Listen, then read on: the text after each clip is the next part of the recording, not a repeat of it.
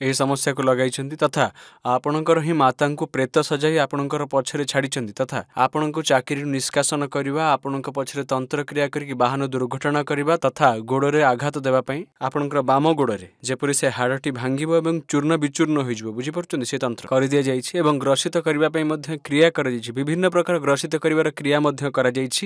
ଆସିବାକୁ ଯାଉଥିବା ଆଗାମୀ 2 ମାସ ସାବଧାନ ରହିବେ, ଆହ୍ୱାନପୂର୍ଣ୍ଣ ରହିବ ତଥା ଆପଣଙ୍କ ଉପରେ ମିଛ ଆରୋପ ମଧ୍ୟ ଲାଗିବ, ଚୋରି କରିବାର ମିଛ ଆରୋପ ମଧ୍ୟ ଲାଗିପାରେ। ଚିନ୍ତା କରିବେନି, ସାବଧାନ ବାସ ରହିବେ କାଟ ପରେ, ଠିକ ଅଛି।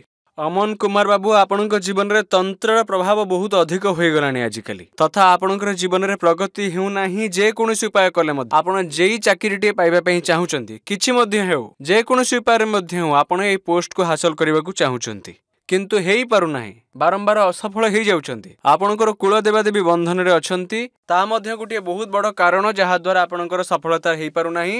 ବିବାହ ବନ୍ଧନ ମଧ୍ୟ ଅଛି, ସେଥିପାଇଁ ନା ଚାକିରି ହେଉଛି ନା ବିବାହ ହେଉଛି। ବିବାହ ହେଇଗଲେ ଚାକିରି ମଧ୍ୟ ହୋଇଯିବ, ଯଦି ଚାକିରି ହେଇଯିବ ତାହେଲେ ବିବାହ ମଧ୍ୟ ହୋଇଯିବ ତଥା ଆପଣ ଧାମକୁ ଆସିଛନ୍ତି ବିଭିନ୍ନ ଅସଫଳତାରୁ ମୁକ୍ତିର କାମନା ନାହିଁ। ଠିକ କହିଲି ନା ଭୁଲ କହିଲି? ତଥା ଅସଫଳତାରୁ ମୁକ୍ତି ଚାହୁଁଛନ୍ତି। ବିଗତ 4 ବର୍ଷ ଧରି ଏ ସମସ୍ୟାରେ ଆପଣ ଅଛନ୍ତି, ଚାକିରି ହେଇପାରୁନାହିଁ। ପେଶୀ ବରାବର କରିବେ, ସବୁକିଛି ଠିକ ହେଇଯିବ। ହଁ, ଏହି ମନ୍ତ୍ରକୁ ଉଚ୍ଚାରଣ କରିବ ସବୁବେଳେ, ଯୁଆଡ଼େ ବି ଯାଅ। ହଁ, ଠିକ ଅଛି। ବଚ୍ଚା ରାଜବାବର ବାବୁ, ଆପଣ ଆପଣଙ୍କର ପତ୍ନୀ ଏବଂ ପିଲାର ଘରକୁ ଫେରିବାର କାମନା ନେଇକି ଏଠାକୁ ଆସିଛନ୍ତି। ଆପଣଙ୍କ ପତ୍ନୀଙ୍କର ନାଁ ହେଉଛି ଧର୍ମାବତୀ, ଆଉ ସେ ଆପଣଙ୍କୁ ନ ଜଣାଇ ଆପଣଙ୍କ ଘରୁ ଚାଲି ଯାଇଛନ୍ତି, ଠିକ ଅଛି। ଆପଣଙ୍କ ଉପରେ ଉଗ୍ର ବିବାହ ବିନାଶକ କ୍ରିୟା କରାଯାଇଛି। ଆପଣଙ୍କ ଗୃହରୁ 3 ଥର ତନ୍ତ୍ରର ସାମଗ୍ରୀ ମଧ୍ୟ ମିଳିଛି। ଆପଣଙ୍କ ଉପରେ 3ଟି ପ୍ରେତର ପ୍ରଭାବ ଅଛି ଯିଏ ଆପଣଙ୍କୁ ପୀଡ଼ିତ କରୁଛନ୍ତି। ଚିନ୍ତା କରିବେ ନାହିଁ, ସବୁକିଛି ଠିକ ହେଇଯିବ।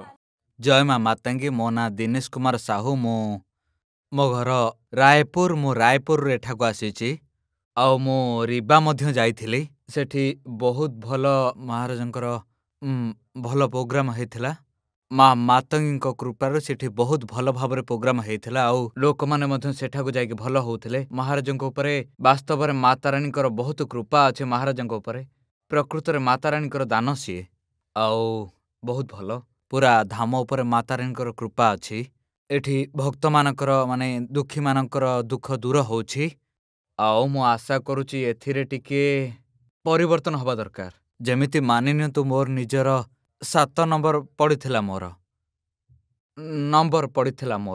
ବହୁତ ଭିଡ଼ ହେଉଛି, ପେଲା ଠେଲା ହେଉଛି। ମୁଁ କାଲି ସନ୍ଧ୍ୟା ବେଳଠୁ ଆସିଲିଣି, 6ଟା ବେଳଠାରୁ ଏଠାକୁ ଆସିଲିଣି ମୁଁ। ଆଉ ଏବେ ବି ମୋର 7 ନମ୍ବର, ଏପର୍ଯ୍ୟନ୍ତ ମୋର ପାଳି ଆସିନି, ଡାକର ଆସିନି। ପ୍ରାୟ ଏପର୍ଯ୍ୟନ୍ତ 25-30 ଜଣ ଏଠାରୁ ଦେଖେଇକି ଗଲେଣି। ତ ତେଣୁ ଏ ବିଷୟରେ ଟିକେ ମହାରାଜ ବିଚାର କରନ୍ତୁ, ଏଥିରେ ଟିକେ ଧ୍ୟାନ ଦିଅନ୍ତୁ। ଏ ଯେଉଁ ଭକ୍ତ ଅଛନ୍ତି ହଇରାଣ ହେଉଛନ୍ତି, ସକାଳୁ ଆସିଲେଣି, ସେମାନଙ୍କର ନମ୍ବର ଲାଗୁନି ଆଉ ମୁଁ ଏଠାକୁ କାଲିଠାରୁ ଆସିଲିଣି। ତ ଟିକେ ଗୁରୁଜୀ ଏଥିରେ ଧ୍ୟାନ ଦିଅନ୍ତୁ ଆଉ ଏ କମିଟି ମଧ୍ୟ ଟିକେ ଏଥିରେ ଧ୍ୟାନ ଦିଅନ୍ତୁ।